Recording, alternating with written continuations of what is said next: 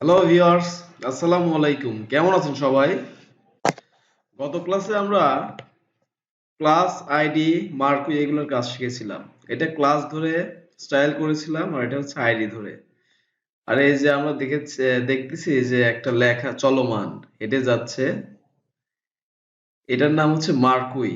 গত ক্লাসে আমরা এটা শিখেছিলাম। তো আজকে শিখবো কিভাবে আমরা দেখি না কিছু ওয়েবসাইটে ব্যাকগ্রাউন্ড ইমেজ আছে, ইমেজের উপরে এই টেক্সট গুলা শো করে।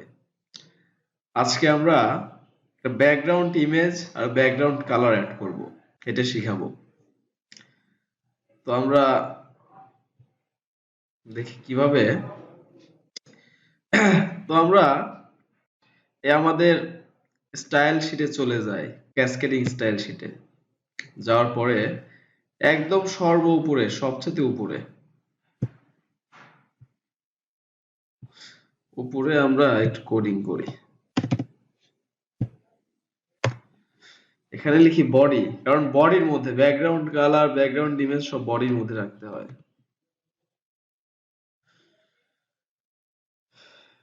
আগে বডি দিতে হবে।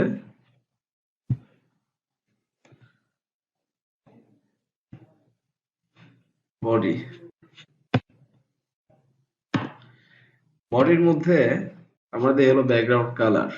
একটা কালার দিই, দেখি ব্যাকগ্রাউন্ড কালার দেওয়া যায় নাকি। ব্যাকগ্রাউন্ড কালার দেই ভায়োলেট দেই, দেখি ব্যাকগ্রাউন্ড কালার আসছে কিনা। ওয়ান্ডারফুল। কি আপনারা সবাই দেখছেন না যে এই যে একটা ব্যাকগ্রাউন্ড কালার চলে আসছে, ভায়োলেট কালার। আমরা চাইলে বিভিন্ন ধরনের কালার দিতে পারবো, যেরকম ভায়োলেট না দিয়ে একটু RGB তে চলে যাই। আহ এটা কেমন? এটা হলুদ কালার, কমলা কালার পাওয়া যায় কিনা, এই যে অরেঞ্জ কালার, এটা দেই। এখন আমাদের অরেঞ্জ চলে আসবে।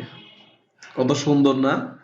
আমরা তো দেখি দেখি যে কিছু কিছু ইসে দেখা যায় এরকম, কিন্তু আপনারা তো একটা জিনিস শো করছেন কিনা, এই যে আমাদের এই যে এটা হলো এইচ ছিল তাই না, H1 হেডার 1, আর এটা ছিল হলো পি প্যারাগ্রাফ।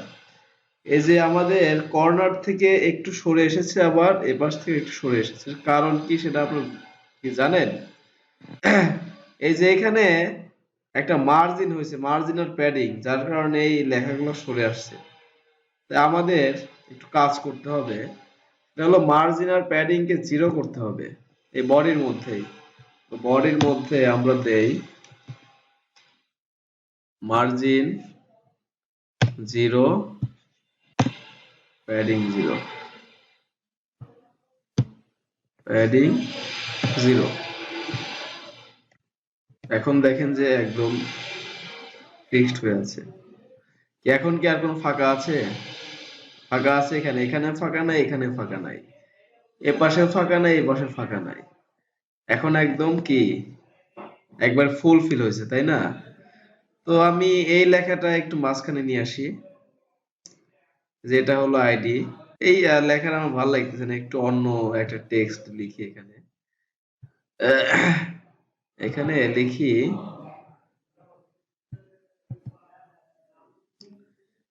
এখানে লিখি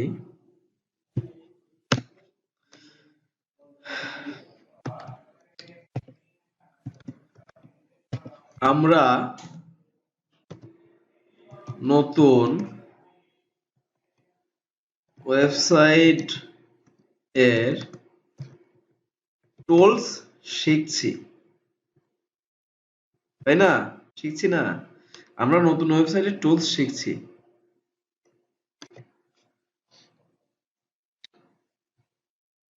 আমরা নতুন ওয়েবসাইটের টুলস শিখছি, কিন্তু আমরা চাই যে এই পুরা লেখাটুকু মাঝখানে আসবে, পারবো না?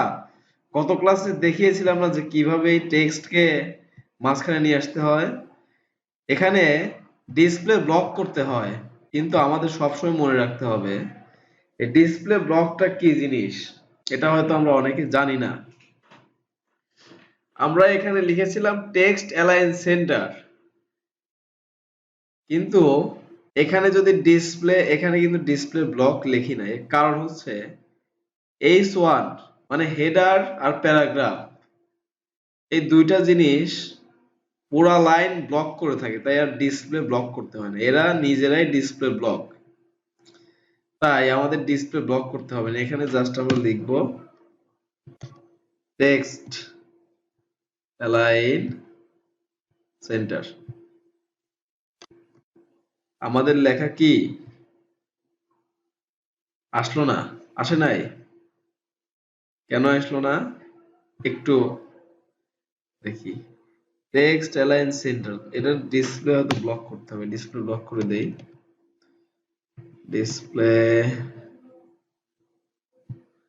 ডিসপ্লে ব্লক, দেখি এখন আসে কিনা। তাও আসলো না। আমরা নতুন ওয়েবসাইট টুলস শিখছি, এটা মাঝখানে আসলো না, এর কারণটা কি আমরা জানি? দেখি আমাদের হয়তো কোনো জায়গায় ভুল হয়েছে। ডট আমি মার্কুই প্যারাগ্রাফ, আচ্ছা এখানে এটা কি আইডি? আইডিতে তো ডট হবে না, আইডিতে হবে হ্যাশ। এটা আইডি দিয়েছিলাম না, আইডিতে হবে কি হ্যাশ। এখানে আমরা কি দিছি, ডট দিছি না?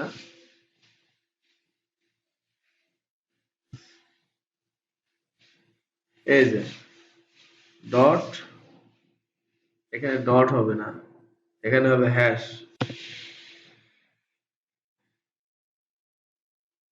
কই হ্যাশ?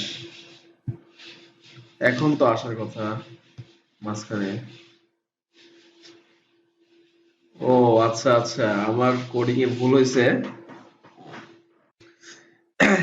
তো ভুল না করলে আসলে, আমি যদি ভুল না করি তাহলে আপনারা শিখতে পারবেন না। কোন জায়গায় ভুল হচ্ছে এটা একটু, এটা তো মার্কুই তাই না? এই মার্কুই এর মধ্যে আমি দিছি, কিন্তু আমার তো মার্কুই না, ওটা ছিল কি এই হ্যাশ, তুমি এটার মধ্যে ছিল না। এখানে দেই টেক্সট অ্যালাইন সেন্টার, এখন আসার কথা কি মাঝখানে আসছে না। আমাদের ভুল হচ্ছিল কোথায়, লিখবো এই লাইনে, লিখেছিলাম এই লাইনে, এই এতটুকুই আমাদের ভুল। তো আমরা কি ব্যাকগ্রাউন্ড কালার দিতে পারবো তো একটা ওয়েবসাইটের? আশা করি দিতে পারবো, আপনারা সবাই বুঝতে পেরেছেন। এখন ব্যাকগ্রাউন্ড ইমেজ কিভাবে অ্যাড করতে হয়, এটা তো কালার ছিল তাই না? কালারের উপর দিয়ে আমরা একটা ইমেজ অ্যাড করি, দেখি কেমন হয়। এই বডি, এখানে দেই ব্যাকগ্রাউন্ড ইমেজ। এই ব্যাকগ্রাউন্ড ইমেজের মধ্যে আমাকে ব্যাকগ্রাউন্ড ইমেজের মধ্যে ইমেজ দিতে হবে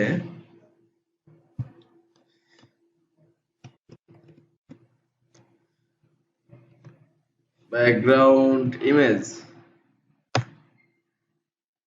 আমাদের কি কোনো ইমেজ আছে? এটা কি ইমেজ দেখি তো। এটাই দেই, এটা মোটামুটি ভালোই, হ্যাঁ এটা দিয়ে দেই, হয়ে গেলাম।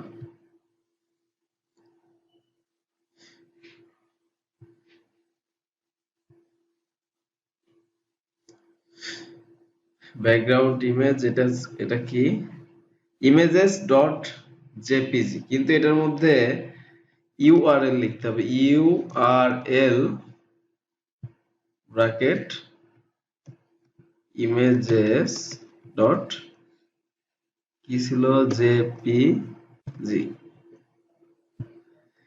এখন দেখি ব্যাকগ্রাউন্ড ইমেজ আসছে কিনা। আসলো না, কেন আসলো না? ইউআরএল ইমেজেস ডট জেপিজি, নাম তো ঠিকই আছে, এখানে কি আর কিছু হবে? আর তো কিছু হওয়ার কথা না। আচ্ছা দেখি।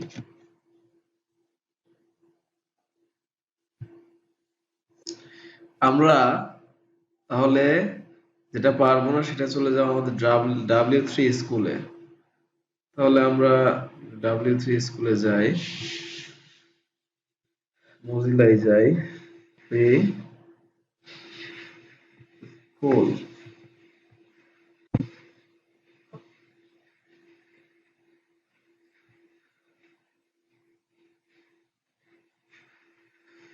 এখানে সার্চ দেই CSS ব্যাকগ্রাউন্ড ইমেজেস।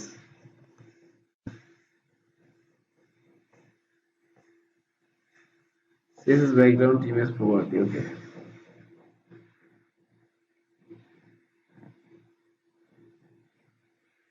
শিক্ষিত ছিল, কিন্তু এই যে এখানে আমরা দেই নাই, যে এই যে হাইফেন দেই নাই, যার কারণে হাইফেন না তো, এটা হলো সেমিক্লোন দেই নাই, যার কারণে আমাদের আসে। তাহলে আমরা একটু সেমিক্লোন দিয়ে দেখি হয় কিনা।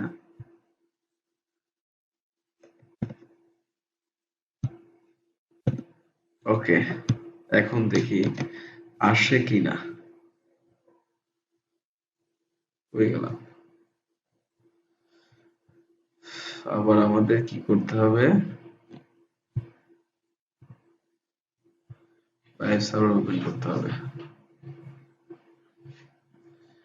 ব্যাকগ্রাউন্ড ইমেজ আসছে, আসে নাই, এখনো আসে নাই। দেখি কোন জায়গায় ভুল আছে। ব্যাকগ্রাউন্ড ইমেজ, এখানে আমি একটা স্পেস দিয়েছিলাম, এখানে ওই স্পেস কেটে দিলাম। থাক, অসুবিধা নাই। দেখি কি অবস্থা এখন। কি আসছে কি? তো কি কারণে আসতেছিল না এটা কি আমরা বুঝতে পেরেছি? আমরা হয়তো বুঝি নাই, কিন্তু আমরা এখন একটু বুঝে নেই কি কারণে আমাদের ব্যাকগ্রাউন্ড ইমেজটা আসছিল না। আমাদের এখানে আমরা একটা স্পেস দিয়েছিলাম, তাই না? এবং এইখানে আমরা এই সেমিক্লোন দিয়েছিলাম না, এই স্পেস দিলাম, এখন সেভ দিলাম, দেখেন যে এখন কি ইমেজ পাবে না, ইমেজ পায় নাই, ব্যাকগ্রাউন্ড কালারটা পাইছে। কিন্তু আমরা যদি এই স্পেসটা কেটে দেই, মানে এটার সাথে কোনো স্পেস রাখা যাবে না। এখন সেভ দেওয়ার পরে এখন দেখেন ব্যাকগ্রাউন্ড যে ইমেজ, ব্যাকগ্রাউন্ড ইমেজ শো করছে, বোঝা যাচ্ছে কত সুন্দর একটা ব্যাকগ্রাউন্ড ইমেজ। আমরা কোন ওয়েবসাইটের মধ্যে গেলে এরকম ব্যাকগ্রাউন্ড ইমেজ দেখতে পাই।